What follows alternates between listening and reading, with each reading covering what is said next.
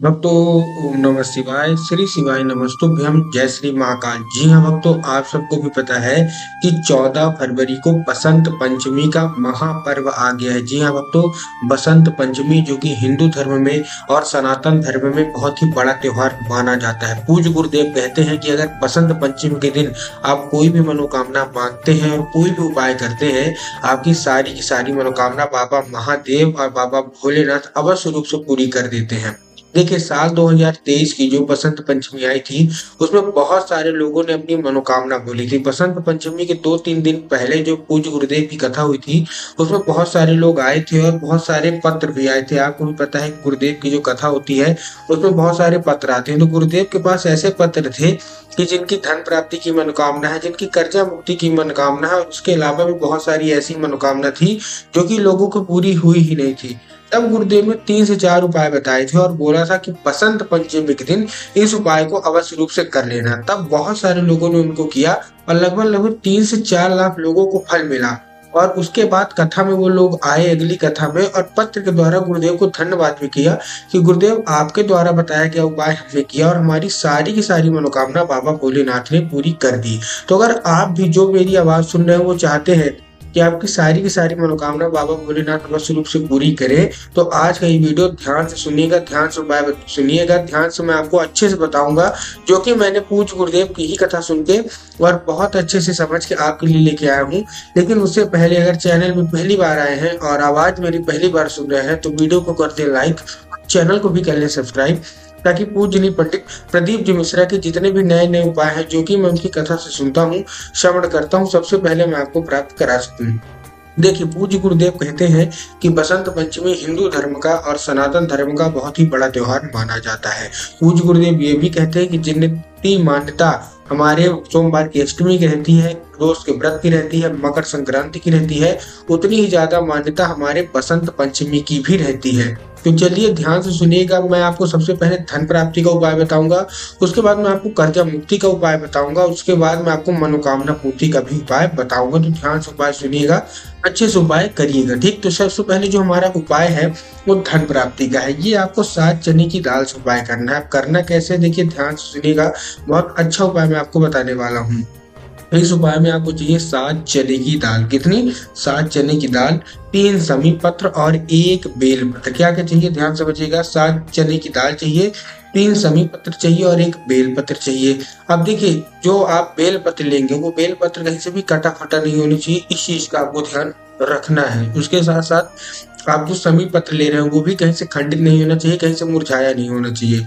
बहुत सारे लोग गलती क्या करते हैं, जो बेल पत्र लेते हैं वो एक पत्ती को ही बेल पत्र मान लेते हैं, लेकिन आपको भी पता है कि एक पत्ती का कोई बेल पत्र नहीं होता।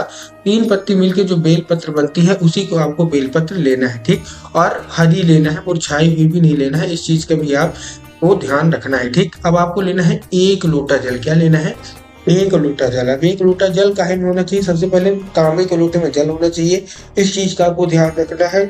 उसके बाद आपको क्या करना है, तांबे के लोटे के जल के अलावा वो जो जल है वो आपके घर का होना चाहिए। बहुत सारे लोग क्या करते हैं, चले जाते हैं मंदिर और मंदिर से ही जल ले लेते हैं। तो आपको मंदिर से जल नहीं लेना, आपको अपने घर से जल लेना है, ठीक। जल ले लिया, उसमें 7 चने की दाल डाल दिया। 7 चने की दाल डालने के बाद उसमें 3 समी पत्र डाल दिए और समी पत्र के बाद उसमें आपने 1 बेल पत्री भी डाल ली और पहुंच गए सीधा सीधा शिव मंदिर, ठीक है।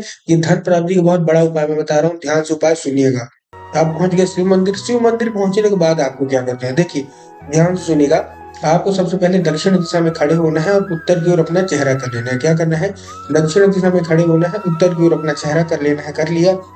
अब इसमें बहुत सारे लोगों के मन में कंफ्यूजन आता है कि हर मंदिर में तो उत्तर और दक्षिण अलग अलग होता है, तो हमको किस दिशा में खड़े होना है? तब गुरुदेव ने इसका उत्तर देते हुए कहा कि आप जिस मंदिर जा रहे हैं उस मंदिर का जिधर जलाधारी हो, आप अपना चेहरा उधर करके खड़े हो जाइए, ठीक। आपको क्या करना है, आपको खड़े हो जाना है। खड़े हो गए। खड़े होने के बाद क्या करना है, आपको कुंदकेश्वर महादेव का नाम लिखिए। कौन सा? महादेव का बहुत ही सुंदर से नाम है कुंदकेश्वर महादेव। तो आपको कुंदकेश्वर महादेव का नाम लेके ये आपको अर्पित कर देना है। पूज्य गुरुदेव कहते हैं कि अगर आपके जीवन में धन की बहुत कमी होगी, माता लक्ष्मी का आगमन हो नहीं रहा होगा, तो केवल और केवल ये उपाय करने मात्र से आपकी सारी की सारी मनोकामना बाबा भोलेनाथ अवश्य रूप से पूरी कर ही कर देंगे, ठीक। तो पहला उपाय आपको ये कर लेना है, ठीक। उसके बाद बात है कर्जा मुक्ति में। बहुत सारे लोगों के जीवन में कर्जा बहुत बढ़ गया है और उनसे जो कर्जा है वो चुकाया नहीं जा रहा। तब गुरुदेव ने एक उपाय बताया है, इसको आपको करना कैसे है ध्यान से सुनिएगा। इस उपाय में आपको चाहिए कच्चा दूध। क्या चाहिए? केवल और केवल कच्चा दूध। कच्चा दूध आपने ले लिया। कच्चा दूध लेने के बाद आपको कहाँ जाना है? बरगद के पेड़ के नीचे। अब देखिए, जो लोग आधा अधूरा उपाय सुनते हैं ना, इसीलिए मैं बोलता हूँ उपाय पूरा सुना करिए। बहुत सारे लोग इस उपाय को गलत भी करते हैं। वो क्या करते हैं? कच्चा दूध लेके सीधे चले जाते हैं शिव मंदिर। आपको शिव मंदिर नहीं जाना, आपको कहाँ जाना है? बरगद के पेड़ के नीचे। ठीक, अब कच्चा दूध आपने ले लिया, बरगद के पेड़ के नीचे पहुंच गए। अब आपको क्या करना है? अब आपको सबसे पहले पहुंचने के बाद 3 बार करनी है परिक्रमा। किसकी? बरगद की पेड़ की। कितनी बार? 3 बार करनी है परिक्रमा। परिक्रमा करते करते आपके जीवन में जितना भी कर्जा होगा सब आपको महादेव से बोल देना है। ठीक, बोल दिया। बोलने के बाद आपको जो कच्चा दूध आपने लिया है वो आपको बरगद के पेड़ की जो जड़ है वहां अर्पित करना है, एक नाम लेके। महादेव का बहुत ही सुंदर सा नाम है। कौन सा? बटकेश्वर महादेव। कौन से महादेव? बटकेश्वर महादेव। तो आपको बटकेश्वर महादेव का नाम लेके उन्हीं का स्मरण करके आपको क्या कर देना है? अर्पित कर देना है। पूज्य गुरुदेव कहते हैं 1 से 1.5 महीने लगेगा। इसके अंदर उस व्यक्ति का जितना भी कर्जा होगा सारा का सारा महादेव चुकता करवा देंगे। ठीक, तो ये उपाय आपको अवश्य रूप से कर लेना है। अब हम बात करते हैं अगले उपाय की, जो कि मनोकामना पूर्ति का है। बहुत सारे लोगों के जीवन में ऐसी कोई मनोकामना रहती है जो कि पूरी ही नहीं होती। तब गुरुदेव ने एक उपाय बताया है, उसको करना कैसे ध्यान से समझिएगा, ध्यान से सुनिएगा। आपको इस उपाय में चाहिए 7 बेलपत्र। क्या चाहिए? 7 बेलपत्र। 7 बेलपत्र के साथ साथ आपको 3 बूंद गंगा जल और 1 लोटा जल। 1 लोटा जल आपने लिया जो कि तांबे के लोटे में होगा। 7 बेलपत्र। बेलपत्र आपको फिर से ध्यान रखना कि कहीं से कटा फटा नहीं होना चाहिए, कहीं से खंडित नहीं होनी चाहिए और 3 पत्ती वाला होना चाहिए। उसमें आपको 3 बूंद क्या मिला लेना है? गंगा जल। और उसी लोटे में डाल के पहुंच जाना है कहाँ? शिव मंदिर। शिव मंदिर आप पहुंच गए। शिव मंदिर पहुंचने के बाद अब आपको क्या करना है? देखिए ध्यान से सुनिएगा। शिव मंदिर पहुंचने के बाद बहुत सारे लोग गलती क्या करते हैं ना कि ये जाके शिवलिंग पे अर्पित कर देंगे। आपको ये शिवलिंग पे अर्पित नहीं करना। आपको कहाँ अर्पित करना है? आपको नंदी पे अर्पित करना है। अब देखिए, नंदी पे अर्पित भी कैसे करना है उसका भी एक तरीका है। आपको नंदी की पीठ पर नहीं, नंदी का जो पैर होता है आगे का, एक नंदी का पैर उठा हुआ होता है। ठीक, तो आपको क्या करना है? नंदी के उठे हुए पैर में एक नाम लेके। कौन सा? नंदीश्वर महादेव। कौन से महादेव? नंदीश्वर महादेव। तो आपको नंदीश्वर महादेव का नाम लेके आपको अर्पित करना है। उसके बाद आपको नंदी के कान पे अपनी जो कोई भी मनोकामना है वो बोल देनी है। उसके बाद आपको एक चीज का और ध्यान रखना है कि वो जो बेल पत्र है वो नंदी के पैर में अर्पित नहीं होनी चाहिए, केवल और केवल जल अर्पित होना चाहिए।